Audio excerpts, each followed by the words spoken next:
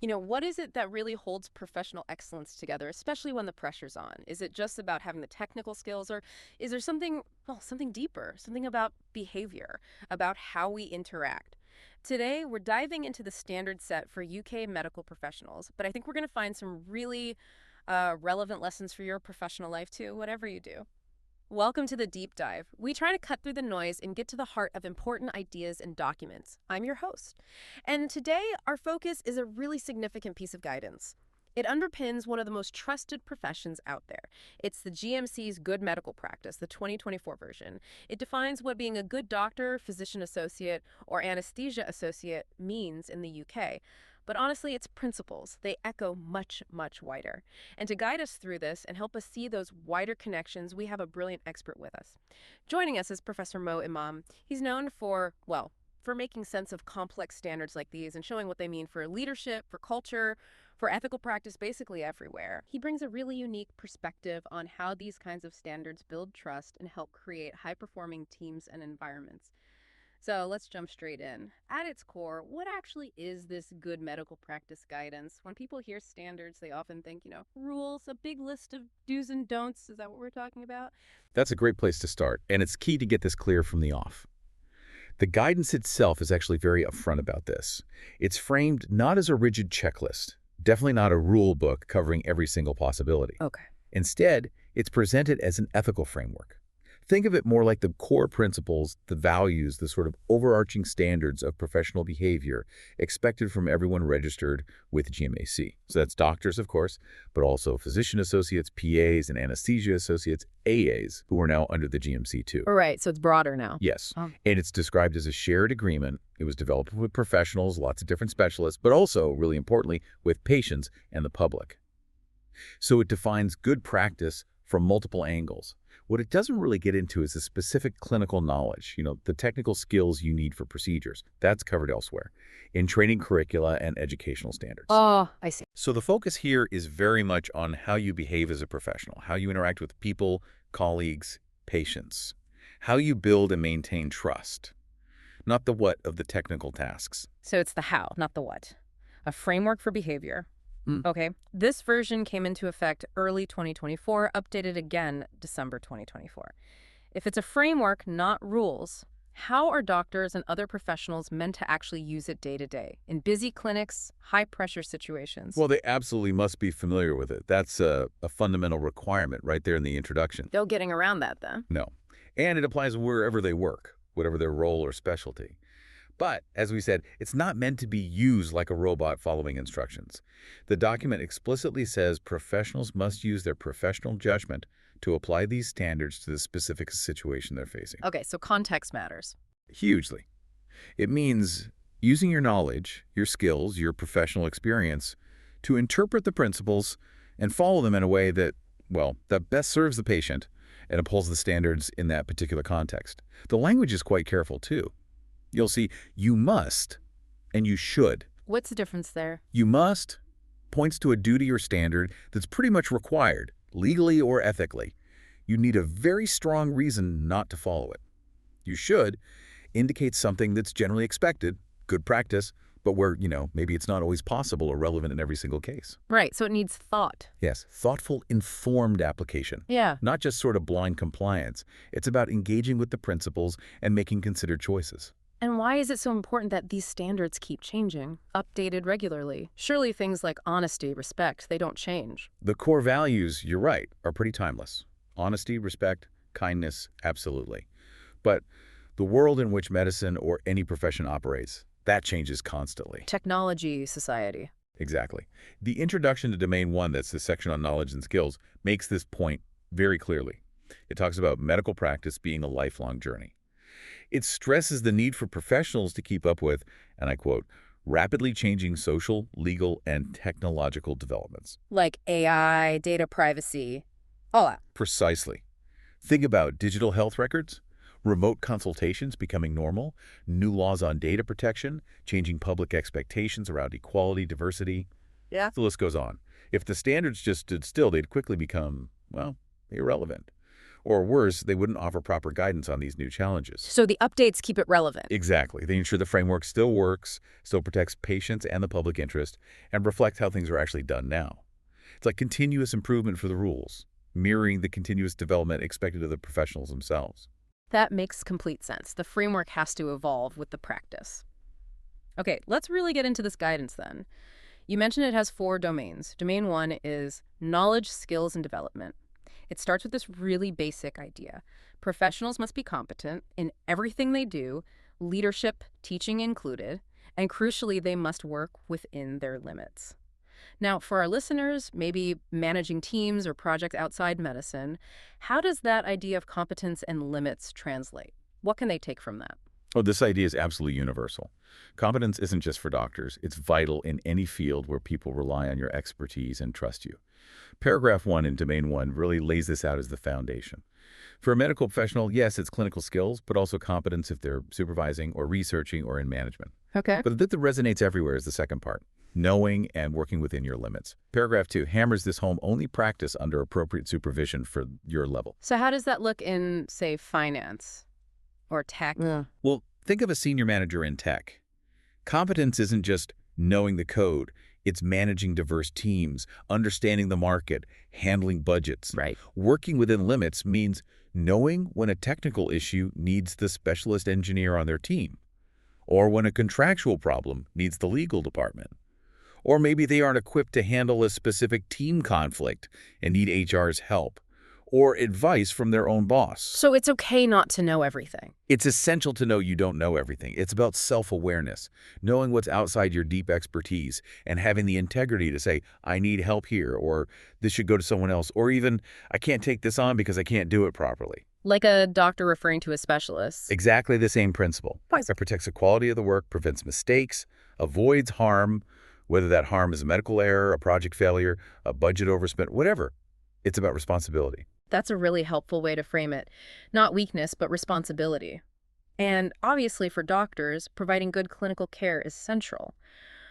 What does the guidance say defines that standard? And can we pull anything from that for other service professions? Yes, providing a good standard of practice and care, as paragraph 6 puts it, is core for patient-facing roles. And straight away, it talks about working in partnership with the patient. Not just telling them. No, it's collaborative, starting with really understanding their needs, their priorities, what matters to them. Then any investigations or treatments have to be based on that assessment and on sound clinical judgment about what's likely to work.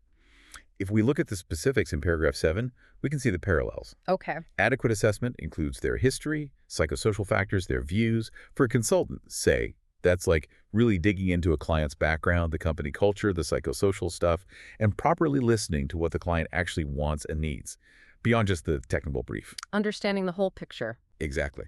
Then using best available evidence. That's universal, surely.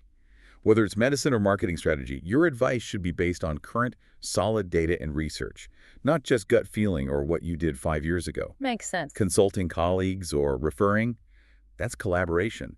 Knowing when to ask a peer, how would you handle this tricky client? Or bringing in a specialist consultant. Even prompt advice or treatment translates to being responsive, delivering solutions on time in any service role. The core ideas are the same. Understand the need fully, use the best info, work with others when necessary, and act effectively. That's a powerful comparison. Patient care principles applied to client service or stakeholder engagement. It's all about partnership and evidence. The guidance also mentions remote consultations so relevant now. What's the standard there? Yes, this was a key update given how much things shifted recently. Paragraph 9 is very direct. The basic need to provide safe and effective care is exactly the same, whether you're face-to-face or remote. So video calls, phone calls, the standard doesn't drop. No. The method of communication shouldn't compromise the quality or safety of the care. And importantly, there's a safety net built in.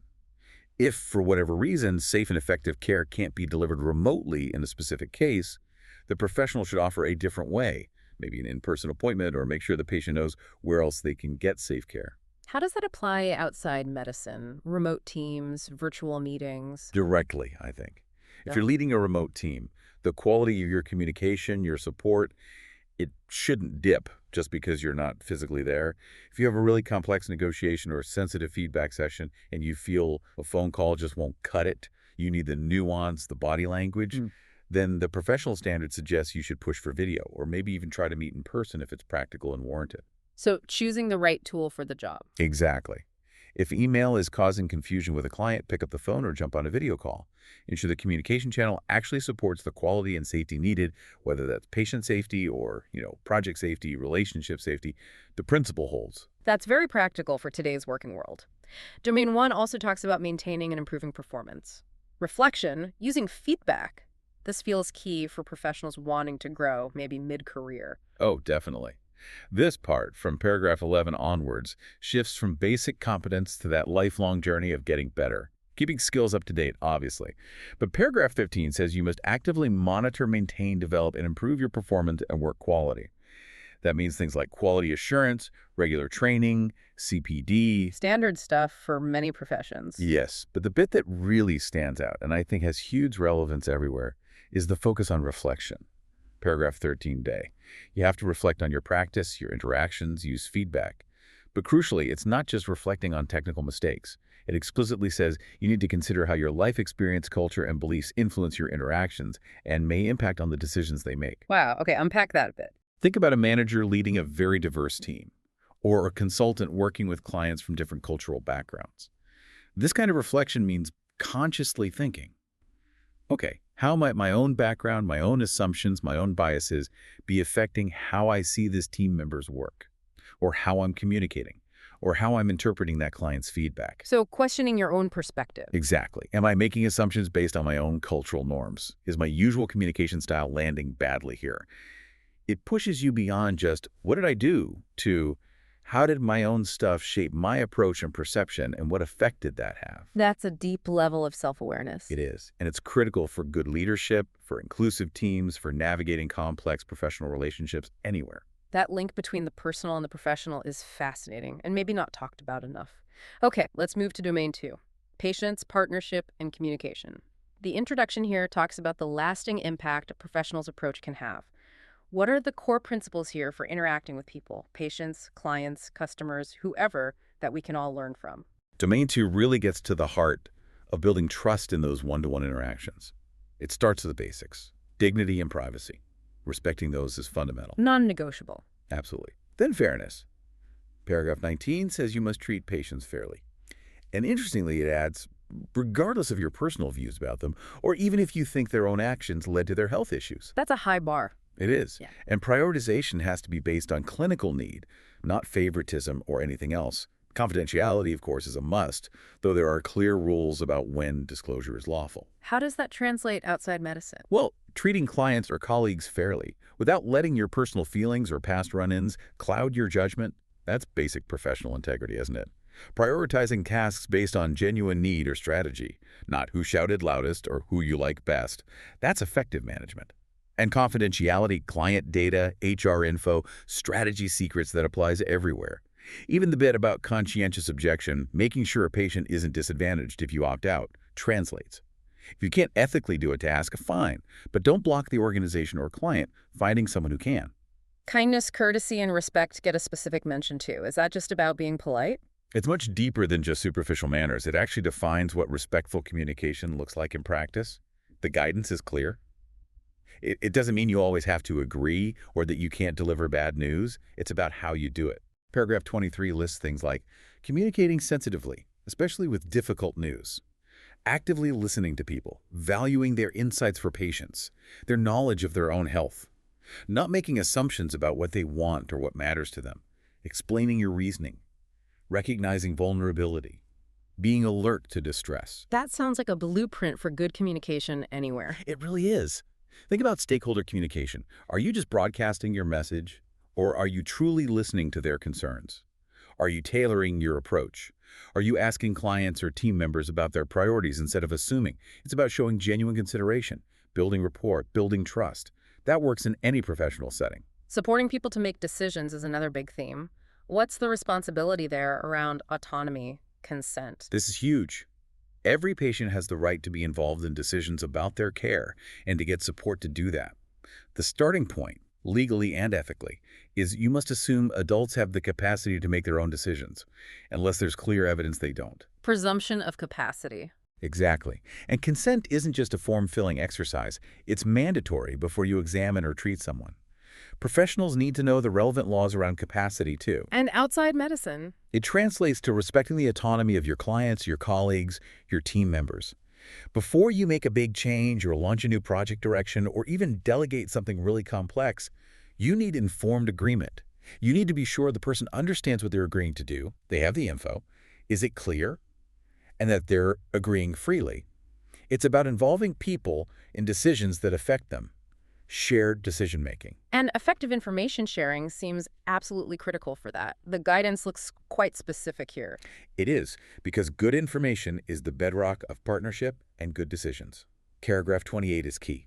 You must give patients the information they want or need, crucially in a way they can understand. Not just medical jargon. Definitely not. It means explaining the condition, the outlook, any uncertainties, outlining all the realistic options, including doing nothing. And for each option, spelling out the potential benefits, the risks, the uncertainties, how likely it is to succeed. That's quite comprehensive. It is, but it doesn't stop there. You then have to listen to their response, encourage questions, answer honestly. The information itself must be clear, accurate, up-to-date, based on the best available evidence. And you should check their understanding, make sure they've had time, support. Checking understanding feels key. It's vital.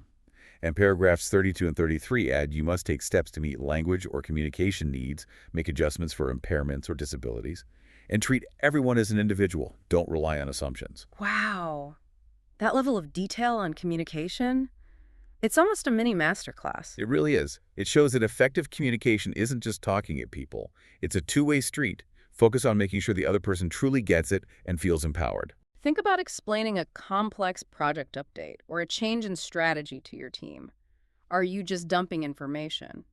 Or are you explaining the why, the pros and cons, the what-ifs? Are you checking they understand?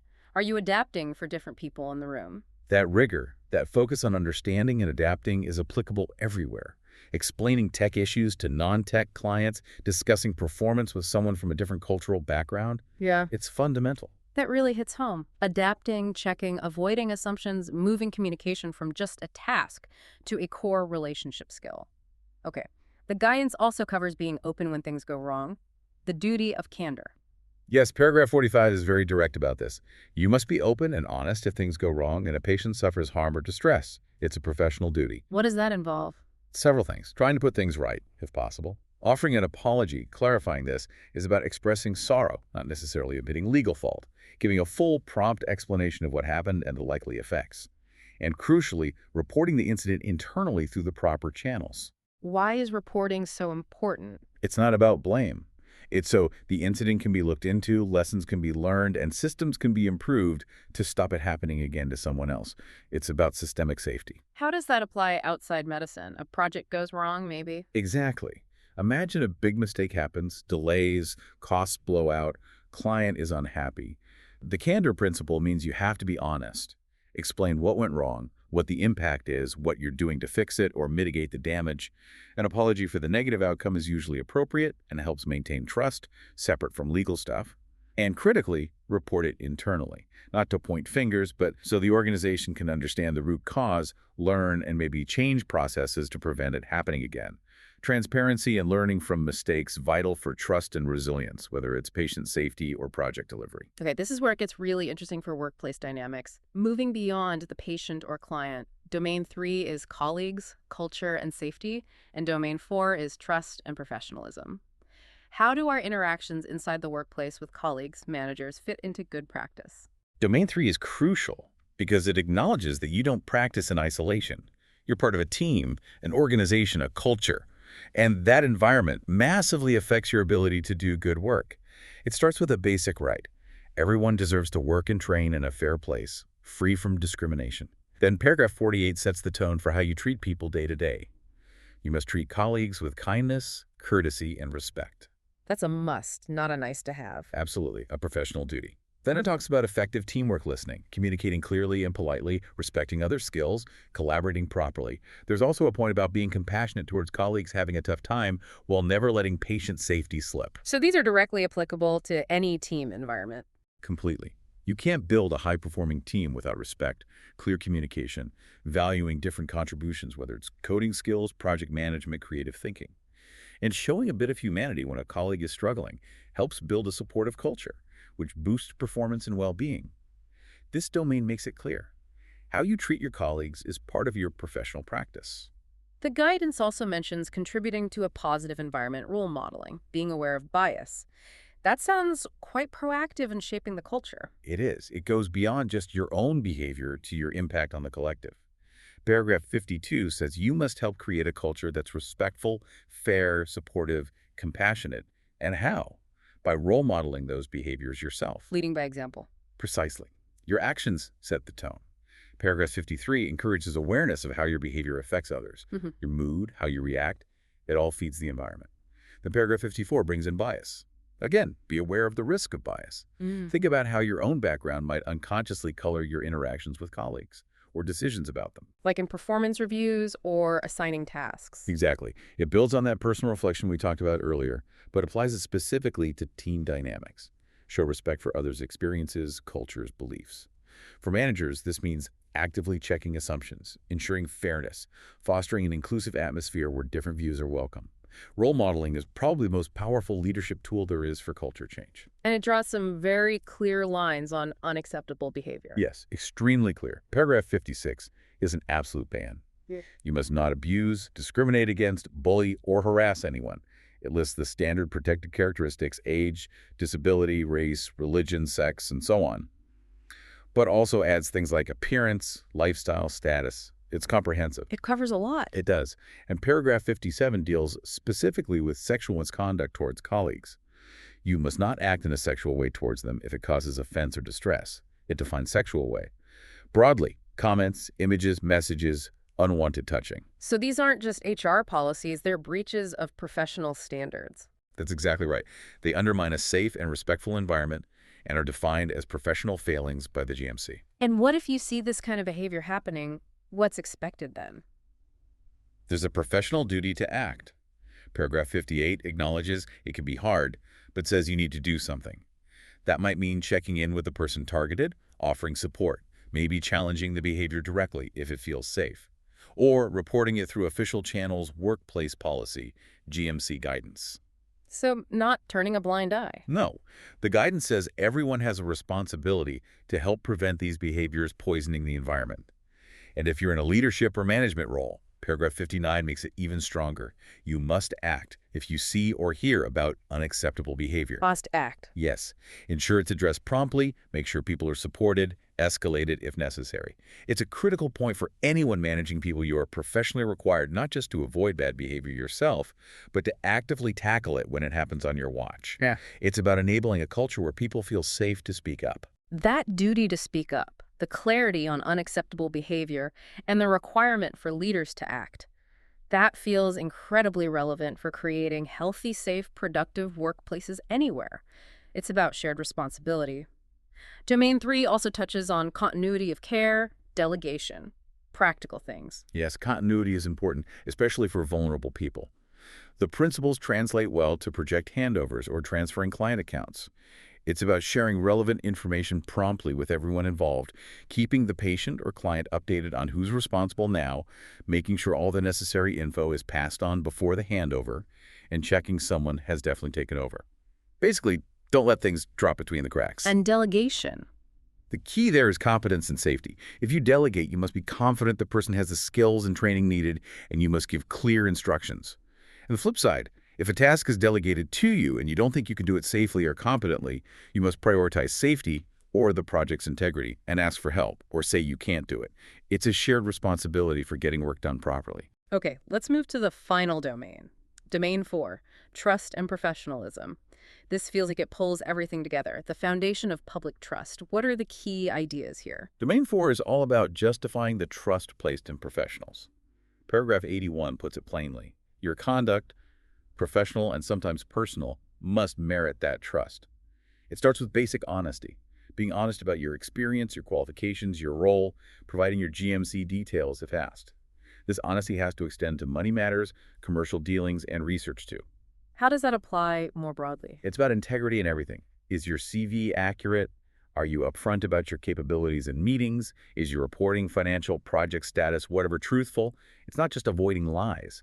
It's being actively truthful in how you present yourself and your work. Professional boundaries are mentioned here too, and they sound quite strict. They are, particularly in medicine for obvious reasons. Paragraph 86 is an absolute ban on sexual behavior towards patients or using the professional role to start an improper relationship with a patient or someone close to them. That's non-negotiable. And personal beliefs. Paragraph 87 is interesting. It says, you must not express your personal beliefs, political, religious, moral to patients in ways that exploit their vulnerability or might reasonably cause them distress. So it's about the impact on the patient. Exactly. It's protecting that professional relationship. Outside medicine, this translates to maintaining appropriate boundaries with clients or direct reports, not exploiting power imbalances for personal gain or inappropriate relationships, and also being mindful of how you voice strongly held personal views at work, especially if you're senior or the other person is vulnerable in some way, like a junior team member. It's about ensuring your personal expressions don't coerce, exploit, or cause undue distress within a professional context. And what about communication more broadly? Publicly, social media, that's a minefield for many professionals now. The guidance tackles this head-on. All professional communication, written, spoken, online, must be honest, trustworthy, and maintain confidentiality where required. Paragraph 89 insists on accuracy. Information mustn't be false or misleading. That means checking facts, not leaving out important bits, not downplaying risks, and distinguishing opinion from fact. And when communicating publicly, like on LinkedIn. Same standards apply, plus a few extras, according to paragraph 90. You must declare conflicts of interest. You must not exploit people's vulnerability or lack of knowledge. And what you say should align with promoting public health for medical professionals. There's also specific guidance referenced for social media use. The key takeaway for anyone with a professional online footprint is your tweets, your posts, your comments. They should all meet the same standards of honesty, accuracy, and integrity as your work communications. Be transparent, don't make misleading claims, and remember your online persona reflects on you professionally, and maybe your employer too. Conflicts of interest also get explicit attention. A common challenge. Absolutely. Paragraph 94 is very clear. You must not let any interests, financial, personal, whatever, affect or even look like they might affect your professional decisions, especially about patient care or referrals. What if a conflict exists? Then transparency is key. Paragraph 95 says you must be open about it with those affected patients, employers. Declare it formally, and be ready to step aside from the decision, if needed, to ensure objectivity. Paragraph 96 also prohibits accepting or offering incentives that could sway decisions. This is directly relevant in procurement, sales, consulting, anywhere you're making recommendations or allocating resources. Declare, be transparent, recuse if necessary. That's how you maintain trust. And finally, cooperating with legal and regulatory requirements, the accountability piece. Yes, this closes the loop. Paragraph 98. You must cooperate fully and honestly with inquiries, investigations, complaints, procedures. Paragraph 99 lists serious things you must tell the GMC about straightaway criminal cautions or convictions, major criticisms from official inquiries, findings by other professional bodies, even if they happened abroad. You also have to tell employers and patients if your right to practice is restricted. And, importantly, you must have adequate professional insurance or indemnity cover. So cooperating, reporting, being insured, basic professional accountability. Exactly. It underpins the whole system of trust and regulation. In any senior or regulated role, these aspects are non-negotiable. Okay, drawing all this together now from the good medical practice guidance, what's one thing you think professionals outside medicine might find most surprising, or maybe overlook in their own fields but could learn from? That's a good question. Perhaps the sheer depth and the mandatory nature of contributing to systemic safety and learning, not just focusing on your own performance. You mean reporting errors and concerns? Yes, we touched on candor, but Domain 3 really expands on this. Professionals are required to actively help improve service quality and safety. That means taking part in audits, reviews, but also, crucially, raising concerns. Concerns about resources being inadequate, systems being flawed, or even about colleagues whose conduct or performance might be risky. That feels like a big step beyond just doing your job. It is. It's about helping make the whole system safer and better. In many other fields, raising concerns like that can feel optional or even career limiting. This guidance frames it as a core professional duty. Oh, and maybe the inclusion of environmental sustainability as a professional responsibility might surprise some too. That's quite forward thinking for a standards document. That proactive duty for systemic improvement is a powerful idea. Okay, imagine someone listening now, maybe a manager, a leader, struggling with team dynamics or culture in their non-medical organization. If they could take just one principle from this guidance and apply it today, what would you suggest? I put them straight back to Domain 3 colleagues and culture. Specifically, paragraph 52, the idea that you help create a respectful, fair, supportive, compassionate culture by role modeling those behaviors yourself. Go off the talk. Exactly. And for anyone in charge, the absolute duty in paragraph 59 to act when they see or hear about unacceptable behavior, bullying, harassment, discrimination. Don't ignore it, address it. Culture flows from behavior, especially leaders' behavior and what they tolerate. Role modeling respect and tackling misconduct head-on are probably the most impactful things any leader can do, starting right now. Any final quick win? An immediate action someone could take away from this guidance to improve their professional life straight away. Maybe collaboration, relationships. I'd say revisit the communication points in Domain 2, especially paragraphs 31 to 34. Make a real effort in your very next important conversation with a colleague, a client, whoever, to consciously check for understanding. Ask open questions. How does that sound to you? What are your thoughts on that approach? Does that make sense? Watch their body language. Yeah. And pause to think, do I need to adjust my language here? Who am I talking to? What assumptions might I be making about what they already know or what they care about? Challenge those assumptions. Yes, just improving the clarity and responsiveness of your communication. Making sure it genuinely connects can make a massive difference to collaboration, trust, and just getting things done more smoothly.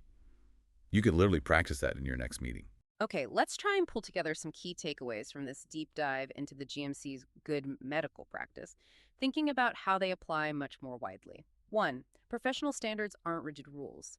They're living ethical frameworks that need judgment and adapting to the situation, always putting safety and integrity first. 2. Communication is king. It's about partnership, clarity, actively listening, really checking for understanding, and tailoring your approach to the individual. 3. Workplace culture isn't someone else's job. It's a shared responsibility. Everyone needs to foster respect and fairness, and crucially, speak up about misconduct. Leaders have a particular duty here to act. 4. Honesty, integrity, managing conflicts of interest transparently and maintaining clear boundaries. These are the absolute bedrock for building and keeping trust with everyone you deal with. And 5. It's not just about doing your tasks. True professionalism involves continuous learning, reflecting critically on yourself, including your biases, and actively contributing to making the whole system safer and better. Professor Imam, thank you so much for walking us through this. It's been fascinating to see how these principles, designed for medicine, offer such valuable lessons for building trust and excellence everywhere. It's been my pleasure. It really is a rich document, and those core ideas about professionalism and trust are, I think, truly universal. You can find the full GMC Good Medical Practice 2024 guidance on their website. That's gmc-uk.org. And if this deep dive has sparked some ideas for you, perhaps something useful for your colleagues or network, maybe consider leaving us a quick rating wherever you listen. It genuinely helps others find these conversations. Join us next time on the deep dive for another exploration into the sources shaping our world. And a final thought to leave you with. How might applying these principles trust through communication, shaping culture by example, improving the system around you? How might that transform your interactions and your impact in your own professional field?